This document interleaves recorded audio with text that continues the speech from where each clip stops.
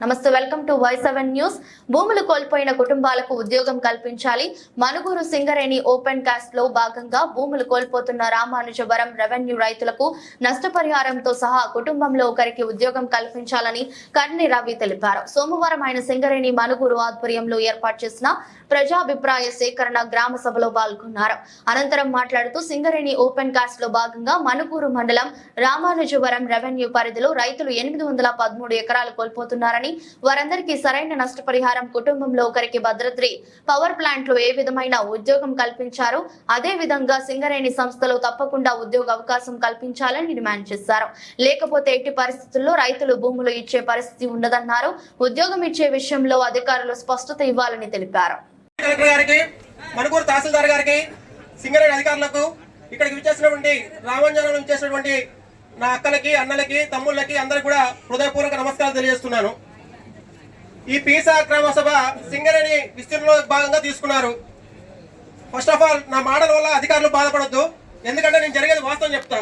మా లక్ష్మణ్ గౌడ్ సార్ చెప్పారు కదా, మనుగూరు మండలంలో ప్రభావిత గ్రామాల్లో ఉన్నటువంటి రామంజనం కానీ, పగడేరు కానీ, ఇప్పల సింగారం కానీ, సంసింగారంలో 70% ఉద్యోగాలు ఇచ్చిన స్థానికులు కన్నారు. మీరిచ్చిన రిపోర్ట్ ప్రకారమే మహాలక్ష్మి కంపెనీలో 800 మంది ఉంటారు.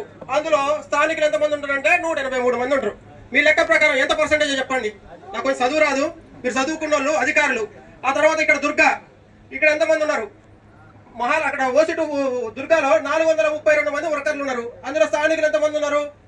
173 మంది. ఇది మీ ఇచ్చిన, మీ అధికారి ఇచ్చింది, నేను కాదు తయారు చేసుకుంది. 2023 ఇప్పుడు ఇస్తా, మీకు చూపిస్తా. ఇంకోటి ఏంటంటే తలలేని మండలి లెక్క మేము పొద్దున్న చేస్తే వ్యవసాయం చేసుకుని బతికేటోళ్ళం. వ్యవసాయమే జీవనాధారం. మా పొలాలు తీసుకుంటారు. మా పొలాలు తీసుకున్నప్పుడు మా ఇల్లు ఎందుకు? ఇంకా ఇళ్లతో పాటు పొలాలు పాటు ఇళ్ళు తీసుకోండి. ఇళ్ళు తీసుకోండి, ఆ ఇల్లు తీసుకొని మాకు కూడా అందులో మీ సింగరేణిలో ఉపాధి కల్పించండి మా బిడ్డలందరికీ కూడా. ఇటు భద్రావతి పవర్ ప్లాంట్ వల్ల ఇల్లు ఆట పోయినాం, పొలాలు పోయినాయి, రైల్వే ట్రాక్ కింద కూడా పోయినాయి, అటు సీతారామ కరకట్ట కింద పోయా. ఇంక మేము ఎట్ట బతకాల? పొద్దున్న లేస్తే వాడే కాలుష్యం, ఇటు బ్లాస్టింగ్, రెండు వైపులా కావాలి మేము. ఇంకోటి ఏంటంటే ఆ బీటీపీఎస్ రైల్వే ట్రాక్ వేసేటప్పుడు కనీసం రైతులు ఉన్నారన్నారు కదా, ఆ రైతులకు వ్యవసాయంలో వరి కోత మిషన్ పోవాలంటే ఎలా పోయిందో చెప్పండి. కనీసం అది కూడా లేదు.